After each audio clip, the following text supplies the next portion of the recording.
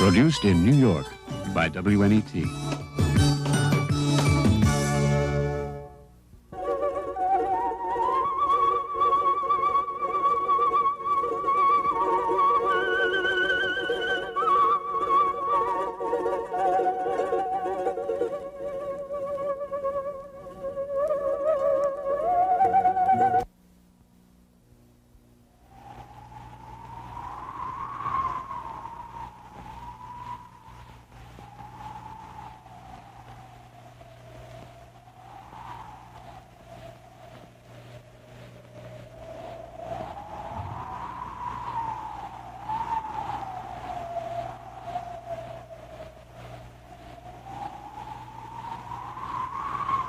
Chile, 3,000 miles long on the Pacific coast of South America.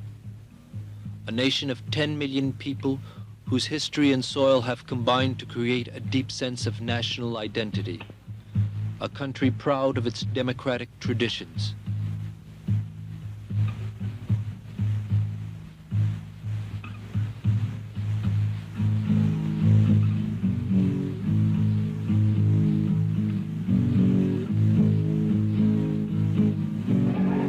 Also a land of economic contrast, of great wealth and great poverty. A fertile earth, mountains rich in nitrate, coal, and copper. The nation's wealth concentrated in the hands of a very few. 3 years ago, the Popular Unity government of Dr. Salvador Allende Gozan's set out to radically reorganize Chile's economy. On September 11, 1973, the Chilean armed forces overthrew the government. President Allende and his closest aides are dead, and the new military junta has initiated what Newsweek magazine called a reign of terror. A Washington Post editorial estimates that more than 10,000 people have been killed in the aftermath of the coup. A remarkable political experiment has come to an end.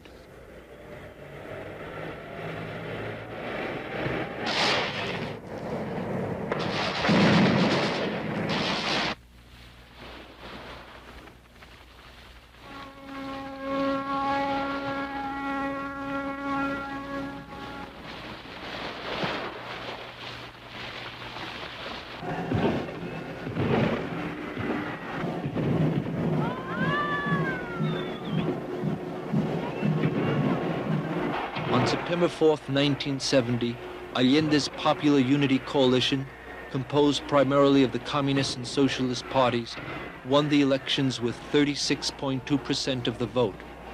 The results took many people by surprise, but they were consistent with the long struggle of Chile's working-class movement in defense of its interest for power over the institutions of the state. During the 19th century, thousands of landless Indians and poor farmers traveled to the nitrate fields in search of work. They found subhuman living conditions and dictatorial treatment at the hands of the British mining companies that controlled the industry.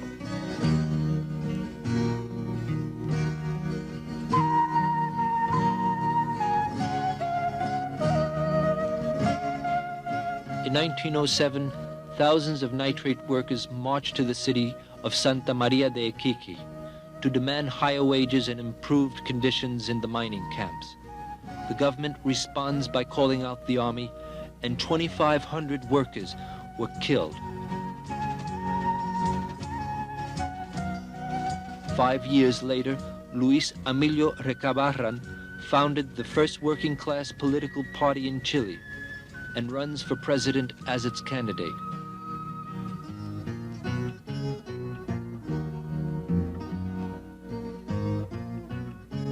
Dependence on a single commodity proves disastrous when the nitrate market collapses after the First World War. But the region yields rich deposits of copper. United States financial groups established the Anaconda and Kennecott Copper Corporations, replacing the British as the principal foreign investors in Chile.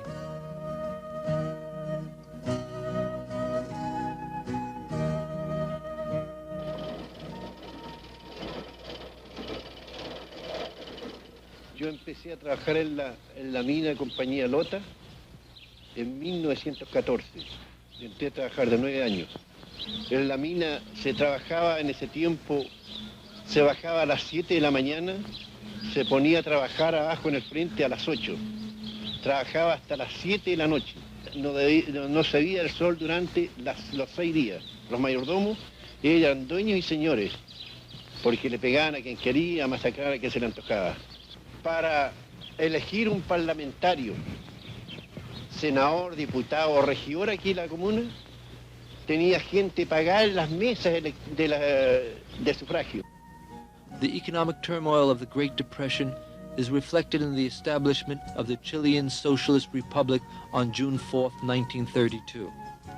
The republic lasts for just 12 days, toppled by a military coup. Salvador Allende, then a young medical student, joins the protests against the coup and is arrested. A year later, he is a founder of the Chilean Socialist Party. In 1938, he serves briefly as Minister of Health in the Popular Front government. During the Cold War, the Communist Party is outlawed for 10 years, but the workers' movement continues to find legal channels for its struggles.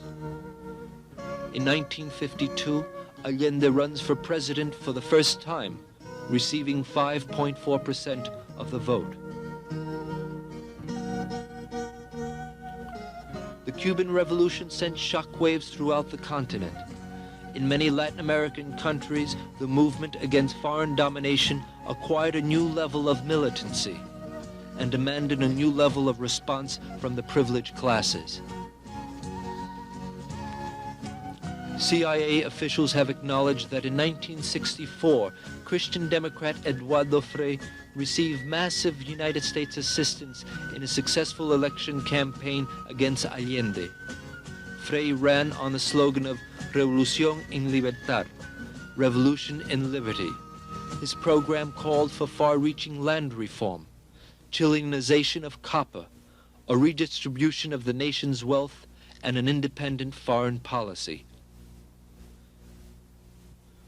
Frei's term was marked by a general deterioration of the economy and the massacre of striking workers at El Salvador and Puerto Montt.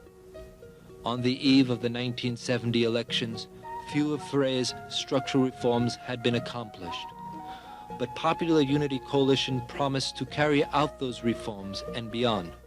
Its program was explicit: dismantle the capitalist economy and open the way to a socialist society. Before Allende could be inaugurated, opposition took a violent form. The chief of the Chilean armed forces was assassinated after refusing to participate in a plot to overthrow the government. High-level military personnel and members of the opposition National Party were implicated in the conspiracy. On November 4th, 1970, Salvador Allende was installed as the constitutional president of Chile.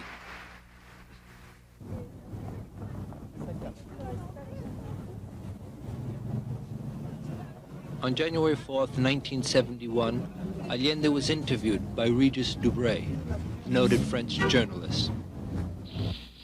Usted acompañó a Allende, los trabajadores detrás suyo han conquistado el gobierno. Y si le pregunto, ¿y cuándo van a conquistar el poder? ¿Qué me contesta?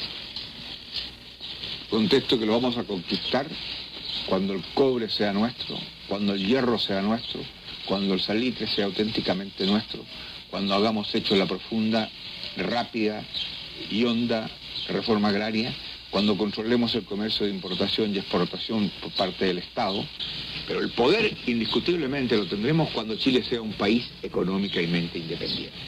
¿Tú comprendes que una vez intentado la reforma constitucional por parte nuestra, que se va a convertir en realidad, se hieren intereses poderosos foráneos? La reforma agraria hiere los intereses de los terratenientes chilenos. La nacionalización de los bancos hiere los más poderosos intereses. Bueno, esa gente seguramente va a querer reaccionar. Han empezado ya. Pero ya, evidentemente. Pero nosotros estamos alerta. Y tenemos que decirle al pueblo que esté en una actitud vigilante. Y por eso en la concentración de esta tarde yo voy a plantear algunos aspectos en que el pueblo debe tener más conciencia.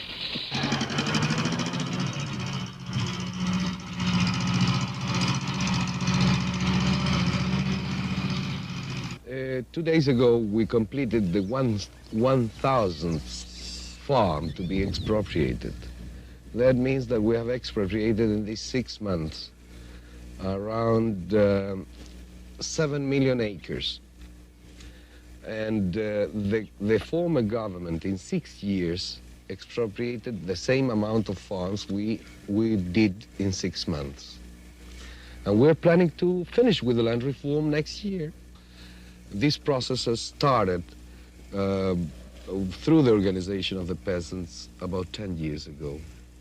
Of course, there have been 2 land reforms, one organized by a rightist government that, according to the rhythm of the process, the land reform would have been completed in 3,000 years.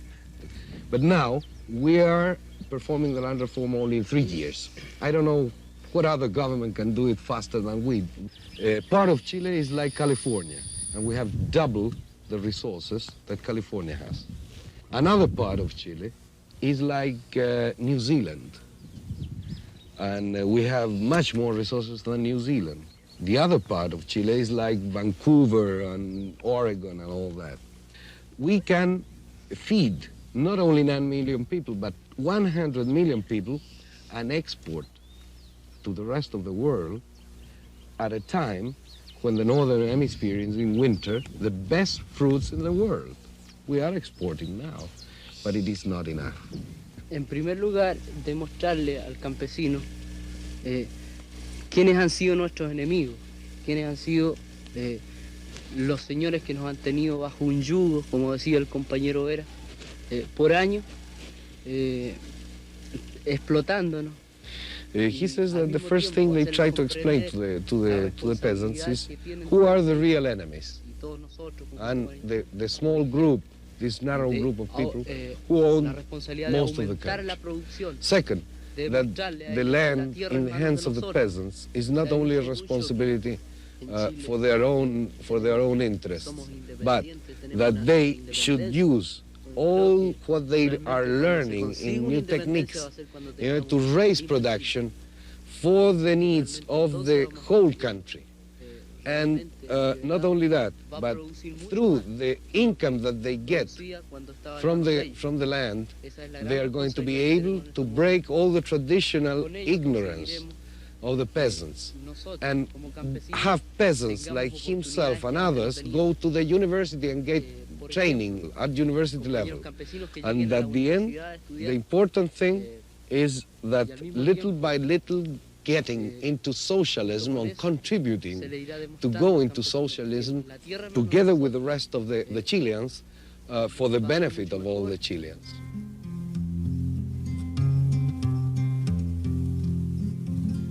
Mejor alimentación con desayuno y almuerzo.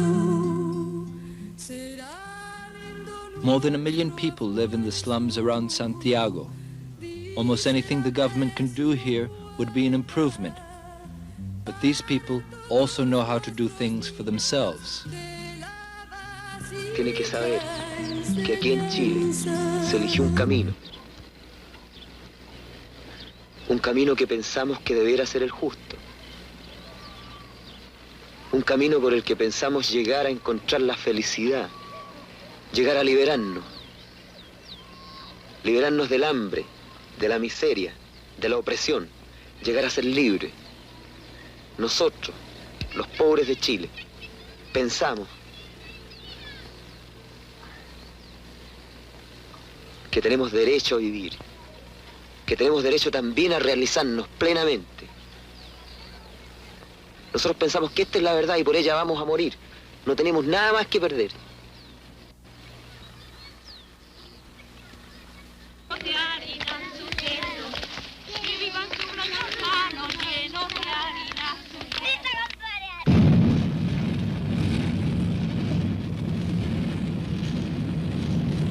The Allende government moved quickly to place basic industry under state control to facilitate economic planning.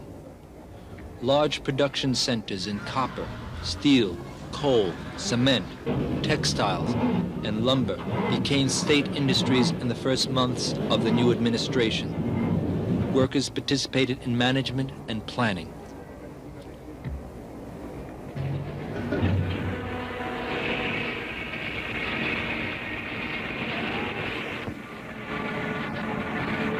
Por varios años aquí nosotros, los trabajadores, hemos sido explotados en diferentes maneras nosotros aquí. En primer lugar, sufrían nuestros hijos, no sufrían nuestras esposas. No alcanzaba el salario para mantenernos, no alcanzaba el salario para dar educación a nuestros hijos.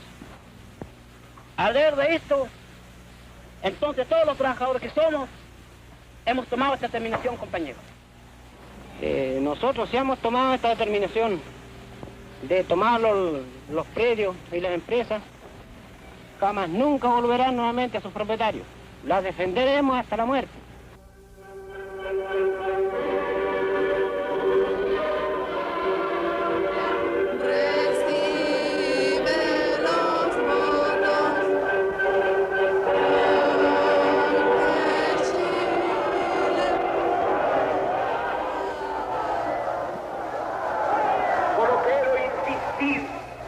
Y porque el pueblo es gobierno, es posible que hoy día digamos que el cobre será de los chilenos.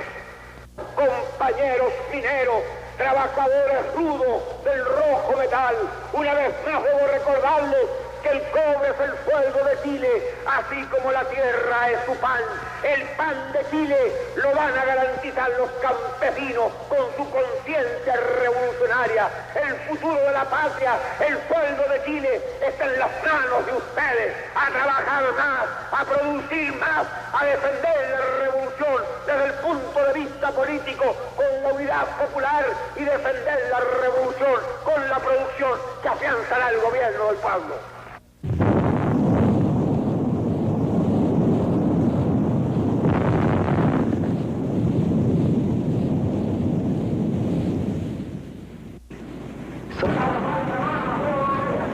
The most important area of nationalization was the copper industry. 80% of the country's foreign earnings come from the sale of copper. A drop of 1 penny in its price means $16 million less a year for Chile.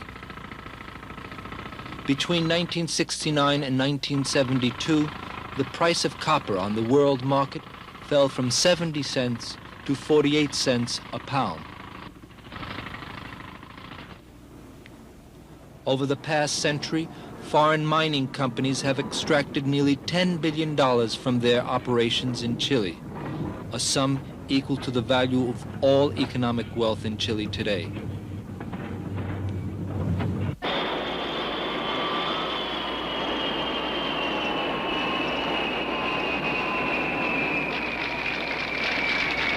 The Popular Unity government reestablishes diplomatic and trade relations with Cuba, the first of various moves towards friendly relations with the socialist world.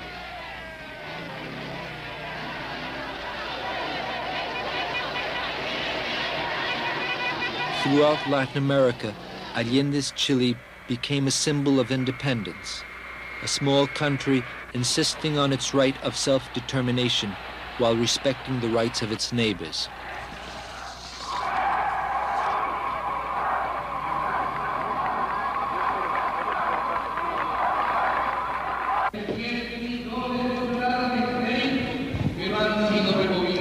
Congress controlled by the Christian Democrat and National parties, with its power over the purse and impeachment, led the first line of attack against the government.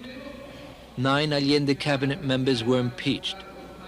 It continually blocked laws designed to help the economy, such as the government proposal to punish speculators and black market operators. In 1972, it reduced Allende's budget by 33%. At the international level, Chile faced what came to be called the invisible blockade. Private U.S. banks reduced its short-term lines of credit from $220 million to $35 million. members of the U.S. financial community were cautious in their public statements at this time. The Chileans are very proud that they are probably the most democratic nation in Latin America. They have come out and said that they want to continue this process. They want to continue having that Congress, their free elections, the free press. At the same time, as far as foreign investment goes, they have been put on record as saying that they will encourage foreign investment here in Chile. They are looking for that technology which they need very, very desperately here if they're going to complete their program. The thing is that these countries down here have to make the thing profitable. After all, there's a tremendous demand on our resources in the States. I would say approximately 2/3 of all the foreign investment we have abroad is not to developing countries, it's to developed nations, because the capital feels safer there. They can get a good return without having to get involved in the political, economic turmoils that go on from time to time. A 27% increase in the purchasing power of workers strained the productive capacity of the economy. The sabotage of farms and factories by expropriated owners and a lucrative black market aggravated the shortages of food and basic commodities. Yet when the government instituted rationing, 75% of the population approved. But the other 25% was extremely vocal.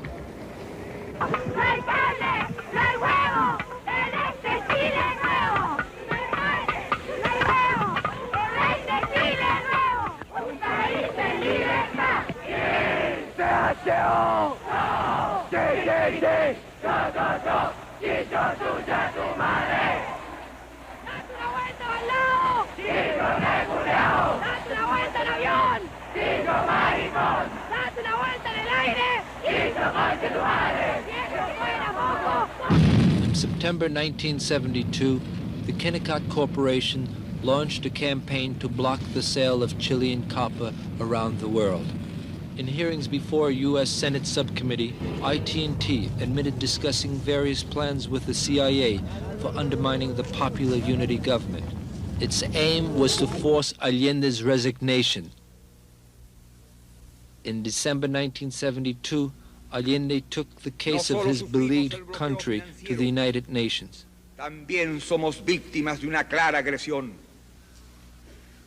Dos empresas que integran el núcleo central de las grandes compañías transnacionales, que clavaron sus garras en mi país, la International Telegraph and Telephone Company y la Kennecott Copper Corporation, se propusieron manejar nuestra vida política.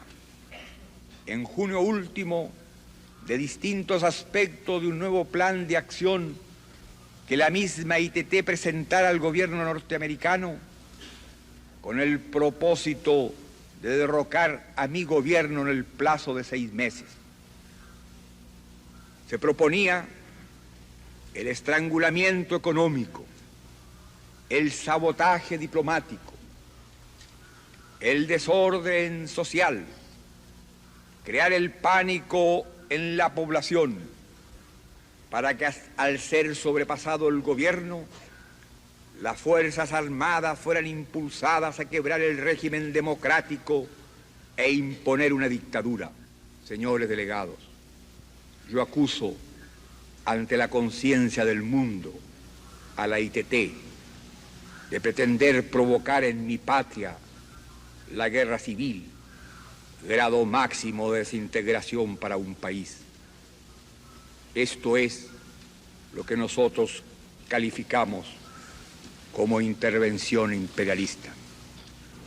Cientos de miles y miles de chilenos me despidieron con fervor al salir de mi patria y me entregaron el mensaje que he traído a esta Asamblea Mundial. Estoy seguro que ustedes, representantes de las naciones de la tierra, sabrán comprender mis palabras. Es nuestra confianza en nosotros lo que incrementa nuestra fe en los grandes valores de la humanidad en la certeza de que esos valores tendrán que prevalecer, no podrán ser destruidos.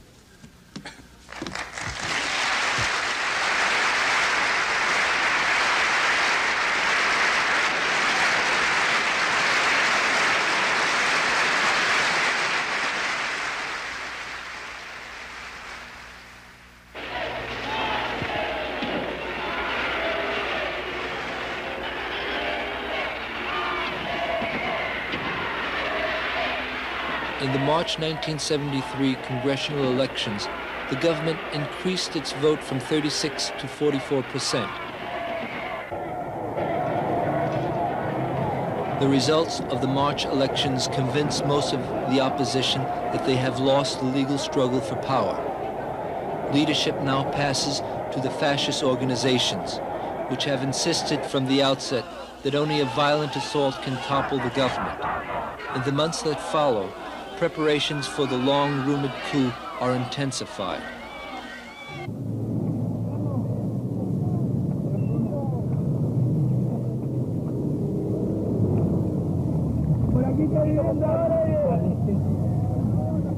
On June 29th, an army regiment stages an abortive coup.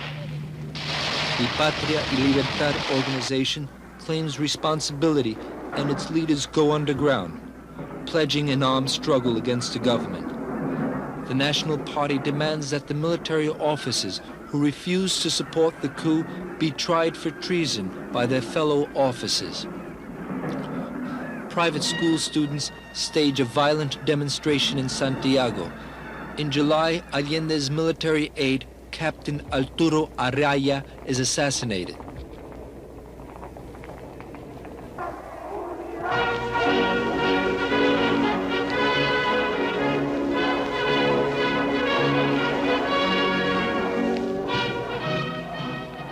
On the third anniversary of Allende's victory, 1 million people come out in support of the government.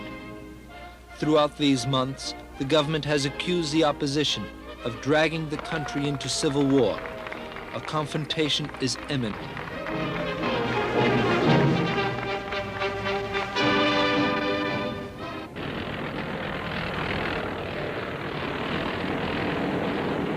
The coup is carried out with ruthless precision. It is the beginning of the bloodiest massacre in the modern history of Latin America.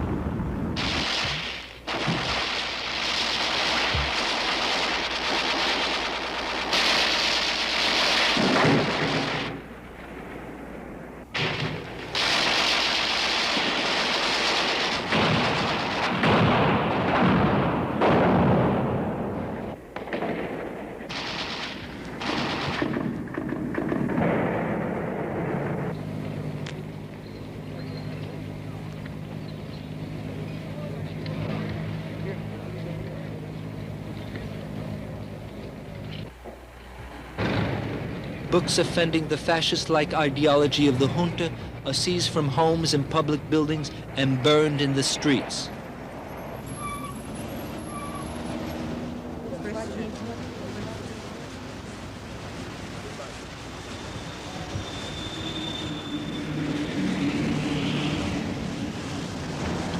Three weeks after the coup, the Nixon administration offered the junta $24 million in commodity credit, which was 8 times the total extended to Chile during 3 years of the Popular Unity government.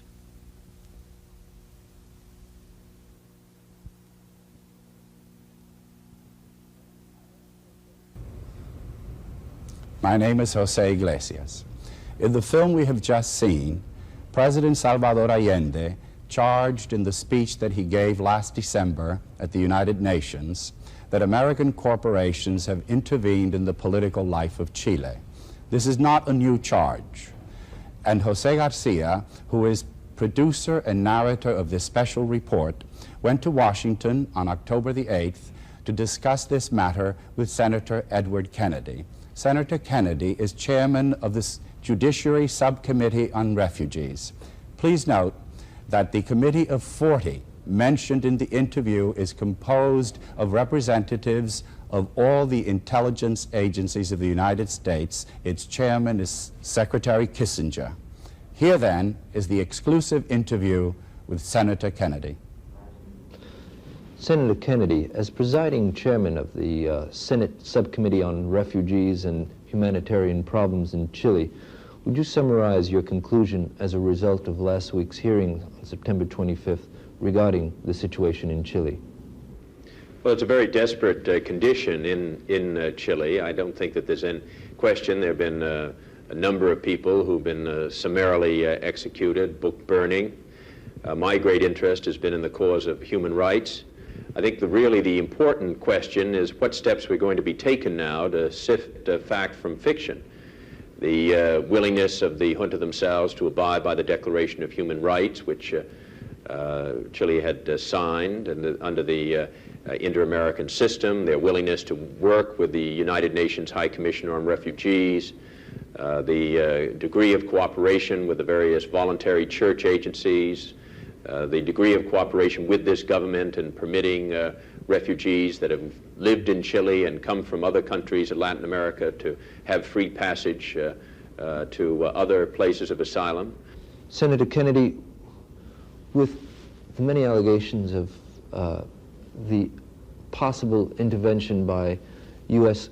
corporations, mainly Kennecott Copper and IT&T, would you say that a special Senate investigation should be undertaken in order to clarify these allegations? Well, I think that would be useful, quite frankly, for the appropriate committees of the Congress, either the House of Representatives or the Senate, to have opportunity to examine the intelligence information and other information that is collected in this Committee of 40 that has been a part of the intelligence community and concerned itself primarily with Chile, and to report to the Congress. I think this would be enormously useful and helpful. I think any of us members of the Congress would deplore, of course, any action that had been taken by the agency itself and in the internal affairs of Chile, quite as the Chilean people themselves would. Although, as your question suggests, in the past there have been interference in direct and indirect ways in the political structure and organization and elections in Chile in the past. But I think there have been some allegations and charges. I think it would be a service to the American people if the respective committees of the Congress had an opportunity to examine the materials.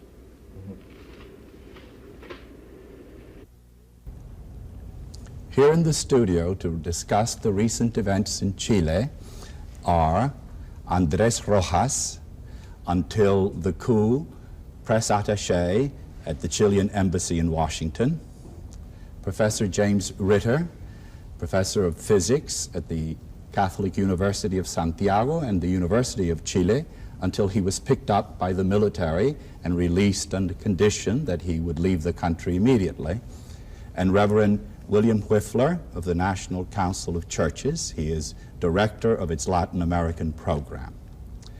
I had hoped to ask my first question of a spokesman for the present military government of Chile, Mr. James Holger, who is the chief of the delegation to the United Nations. Mr. Holger had accepted our invitation, but half hour before this discussion was to begin, it was canceled. A replacement has not arrived, and we shall have to go on without him. General Ley Guzman recently said to the New York Times that this was not a time for discussions, conferences, or congressional investigations, and perhaps the absence of a member or spokesman of the junta is due to this.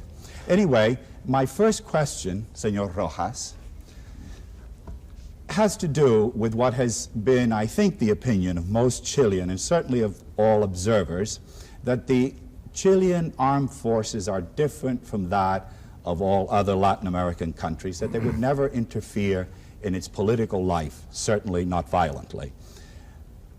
What made them, do you think, on this occasion, interrupt the democratic process in Chile? I believe that the Chilean armed forces in general, especially its officers, do represent what is vaguely defined as a middle class. The Chilean, large sectors of the Chilean middle class were terrified by the workers' ideology. Workers that were represented in the government by the constitutional president of Chile, Salvador Allende. Also, the Chilean culturally ruling classes started a long time ago a campaign of terror against what they call communism. And the campaign was so effective that they believed them themselves. What kind of campaign of terror? I don't understand. Well, appealing to all sort of subconscious fears that people have received through their lives. I mean, the fear of mythological enemies such as Russian invasions and Russian submarine bases. What acts of terror did they commit? I beg your pardon? What acts of terror did this ruling class commit? The ruling class, the Chilean upper classes. Yes.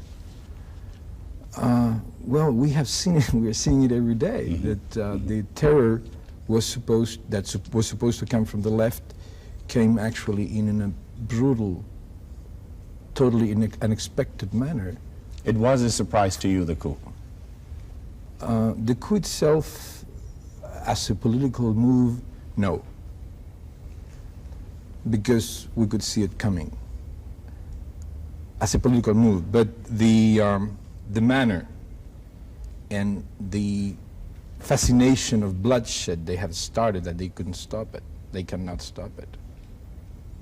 The fact that conservative peoples of Chile, such as the rector of the University of Chile, Edgardo Benninga, has been suppressed and has been repressed and has been moved away from his job, makes me think that I might change my mind, but for the time being, everything tells me that we are facing probably the first serious case of mass fascism since Mussolini or Hitler.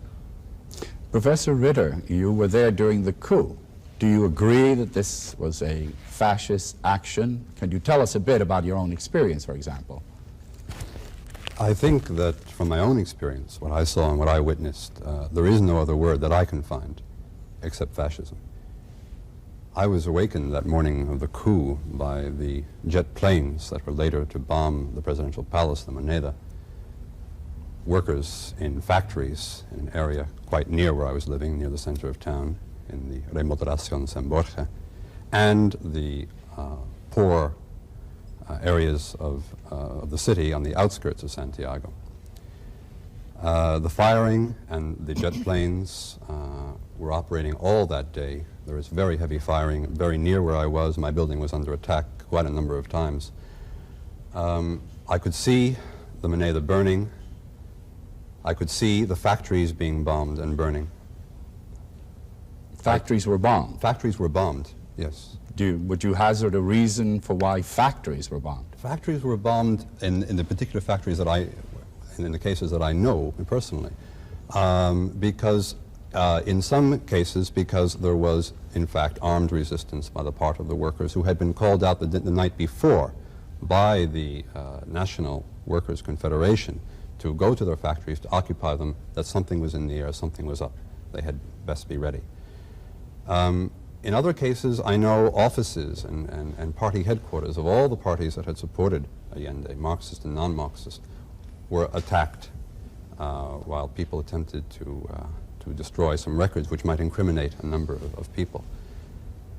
In your own experience? In my own experience. No, I meant your own arrest. When did it come? My own arrest came, what were the reasons? Right. My own arrest came actually about a week after the beginning of the coup, in a pre-dawn raid that was, I don't know if it was carried here, but where they used for the first time in Santiago this method of blocking off about a 10-block square area at 6 o'clock at the moment of the curfew was lifted, announcing that all people were to remain in their apartments, in their houses, that they could not leave under pain of being shot, they could not go near their windows. Then, about 2 hours later, while I was waiting, about 10 soldiers, army soldiers, came in, all armed with machine guns, and began a search of my apartment. Now, what reasons did they give you for coming to your apartment? They were searching all apartments that time. I see. I had already been searched once, the day after the coup, by police force. In that case, I was searched because I was a foreigner, and this was admitted openly. They told me that all foreigners from then on would be searched as a matter of routine, and that I should expect a further visitation in the future. And in fact, this is what happened. You were taken to the famous stadium? Right. I was taken away because my visa was in an irregular situation. It was being renewed. I was taken in a truck with some other prisoners. The standard procedure, we were beaten on the head and kidneys and so forth with rifle butts, and then taken to the National Stadium. How many people were there, would you hazard? It's very difficult to tell. In the section that I saw, I was in 2 sections of that stadium, I saw a total of about 1,000 people being held. I know a guard, speaking to the soldiers inside the stadium, who at that time was saying that there were upwards to 14,000 prisoners being held in the National Stadium. Reverend Whiffler, you have, in the National Council of Churches, tried to deal with this situation from here. What information do you have of prisoners, conditions, not only, say, of foreign refugees who had sought asylum in Chile, but Chileans themselves? From the very first hours of the coup, within the first 2 days, we received information directly from Chile that the scapegoat of the coup was going to be the foreigner. Many of the people who had to escape from Brazil and Uruguay, Bolivia, when those coups occurred, had gone to Chile, not only, interestingly enough, during the Allende government, but prior, during the Frey government, for asylum.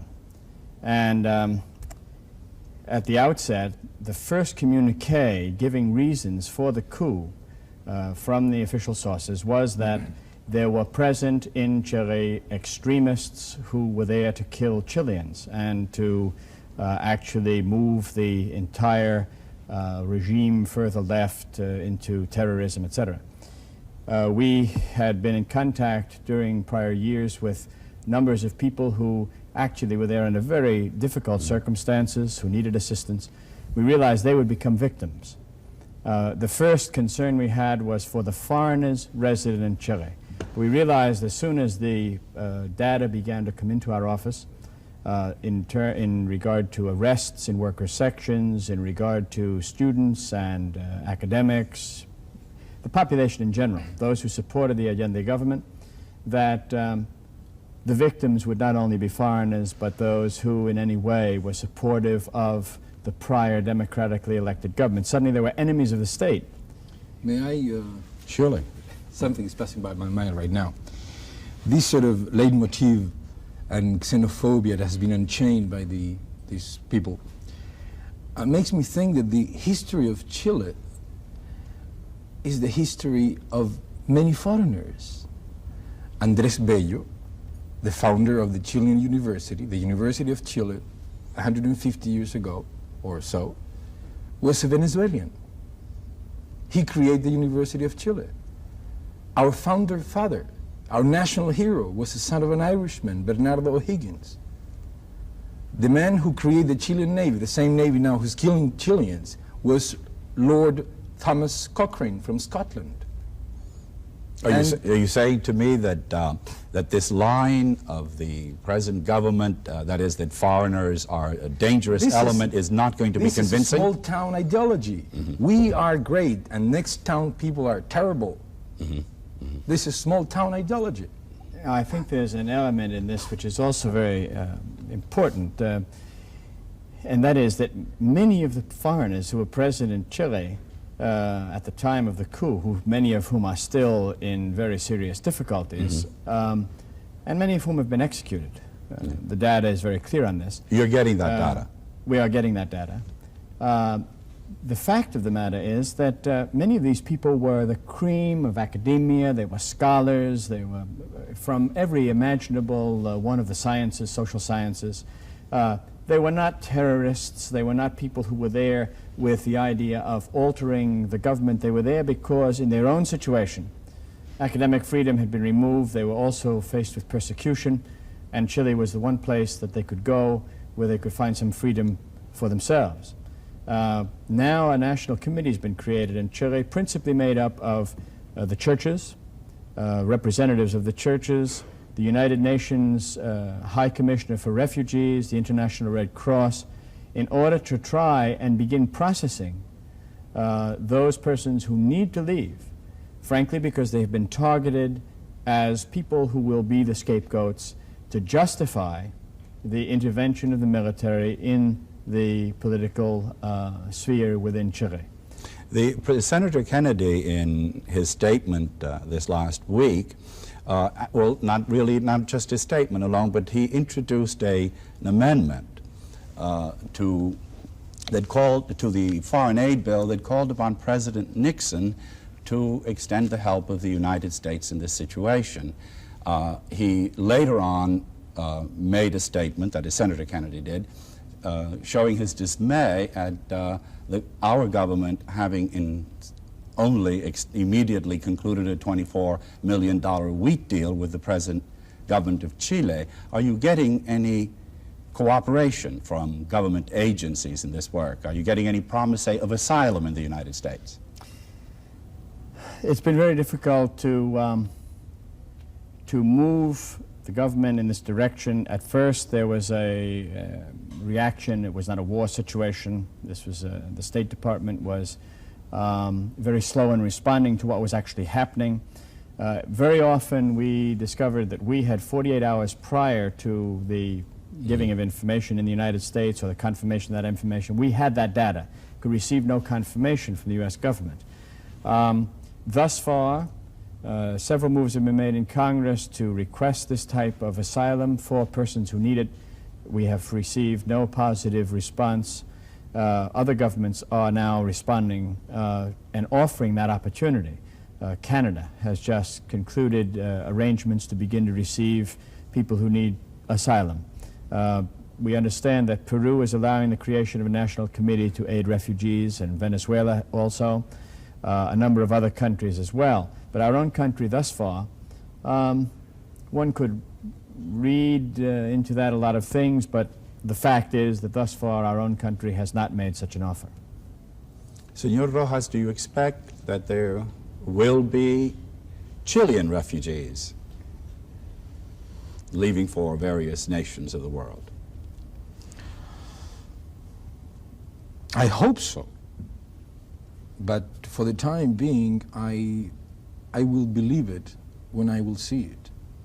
There have been reports which have not been confirmed either one way or the other that President Allende committed suicide or that he was murdered by the military after capturing La Moneda, the presidential palace. Have you been in touch since the coup with Chile? Do you have any information about this? Yes. I think that both words, suicide or murder, are misleading. Are misleading because President Allende did not commit suicide. And number two, he was not murdered. He was fighting and he was killed in a fight, in a struggle, in a war. He died like a hero. Do you have any explanation why we have not heard of more armed resistance from the part of the populace? The Allende government did, in the parliamentary elections of March this year, receive 44% of the vote. You see, I believe, well, I used to believe that there is something in the Chilean national social personality that doesn't like violence. I used to believe that. And the Chilean people in general do not like that type of action. Second, I am convinced that civilians poorly armed cannot defeat military very well equipped, extremely well equipped, on the conventional military field. I mean, it doesn't matter if a sniper has a couple of automatic rifles, if you're dealing with Sherman tanks or British Hawker Hunters, subsonic planes. The two major opposition parties, that is in opposition to the Unidad Popular of Allende. Former parties. That's right. That's right. They're no longer legal themselves. Yes. The Christian Democratic Party and the Nationals have both made statements in support of the coup. Do you think that they speak for all their members, the central committees of these parties? Well, as far as I know, I don't know about the other opposition party, but I do know about the Christian Democratic Party. At the beginning, they did issue a statement in favor of that political move that the coup was. But I am sure that former President Frey and all the big Christian Democrats thought that it was going to be a white coup, as we say in Chile. I mean, only a move aimed to have President Allende stepping down from power, and then being the second in the succession line, the Minister of the Interior, who would have resigned. Then the third in the succession line was the President of the Senate, who happened to be former President Frey. The Christian Democratic Party was a very well-organized party with a rather strong ideological point of view. They were very strong in Congress, and somehow, if they thought that they were alternative to President Allende, everything shows me that they were very, very wrong. Most of the news that we have received has been news for Santiago. Professor Ritter, the last one there, you must have seen some reporting within Santiago of national news. What sort of information were people receiving in newspapers and radio? The basic information in newspapers and radio, and of course since 9:30 in the morning of the 11th, that has been the armed forces, radio, television, and armed forces controlled newspapers, has been primarily one of absolute calm and tranquility in the country, followed by occasionally rather surprising reports like the cutting of all communication between Santiago and Valparaiso for 1 week. After announcing that everything was perfectly calm and under control, they then said all communications would be cut and until further notice, and that was maintained for about a week. One hears a lot of rumors. One has to rely basically on rumors. It's very difficult to get any solid information at all. The papers are just full of paeans of praise for the work of the What papers? I had understood that not all papers were allowed to No, of course there are no pro-Allende papers. Any of the papers that were in any way pro-Allende have ceased to exist permanently. Originally they allowed the Mercurio to publish and the Tercera. Since that time they have allowed more newspapers to reopen, but the newspapers are all the same. I mean, one reads one that used to be a Christian Democratic paper, another that used to be a paper of the National Party, and the news is identical. The comments are identical. The editorials are identical, practically word for word. You know something that, as a matter of fact, excuse me that I interrupt you, El Mercurio worked so hard to overthrow Allende that they received their prize. The chairman of the board of the chain of newspapers, El Mercurio, has been appointed yesterday Minister of Economy of the new government. And Andres, even just before the coup, the Mercurio was running on the second page a series entitled, "What Will Be the Economic Reconstruction After Allende?" And they were speaking in the first article very explicitly. They said, "We will assume the presence of an authoritarian and long-lasting government in Chile." Yeah. And on the basis of that, what shall we do? And that went on shortly before the coup. El Mercurio, it's very old and used to be a very respected newspaper.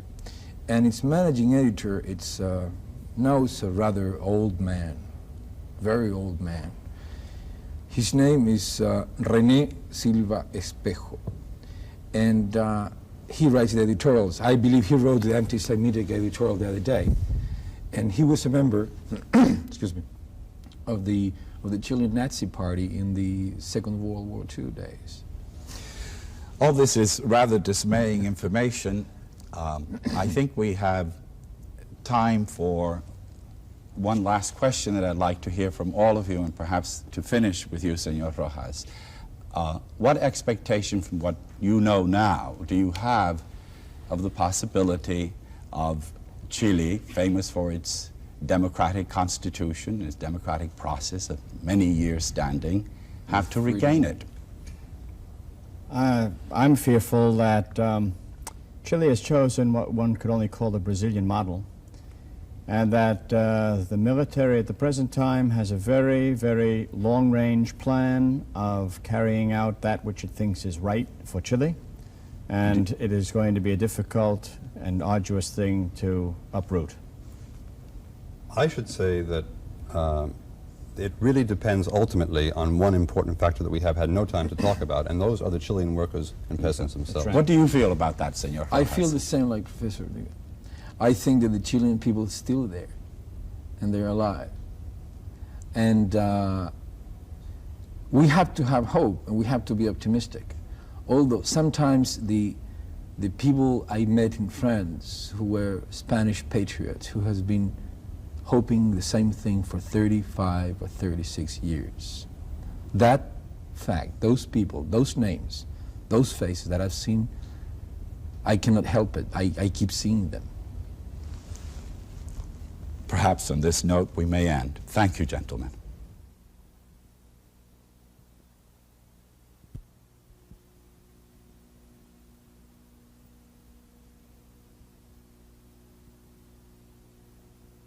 Victoria popular en Chile, el porvenir de Latinoamérica. Con victoria, sin victoria, siempre he dicho lo mismo. Latinoamérica es un volcán en erupción. Los pueblos no pueden continuar muriéndose a medio vivir. Tú sabes perfectamente bien que en este continente hay 170 millones de semianalfabetos y analfabetos.